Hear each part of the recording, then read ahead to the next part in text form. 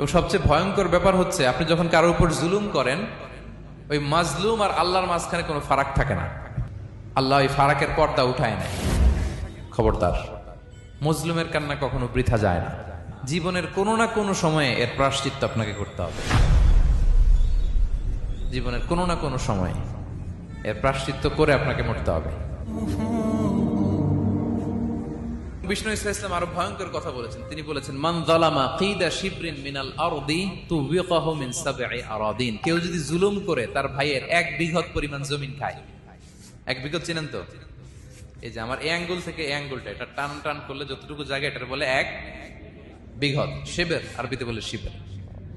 হ্যাঁ, মান যালামা কিদা শিবর। বিষ্ণু বলেন এই 1 শিবর, 1 বিঘত জমি যদি কেউ অন্যায়ভাবে জুলুম করে তার ভাইয়ের কাছ থেকে খায়, কিয়ামতের দিন তুবিকা আলাইহি সাবউ আরাদিন, এই 7 জমিনকে আল্লাহ তাআলা তার ঘাড়ে চাপাবে, খা এবার।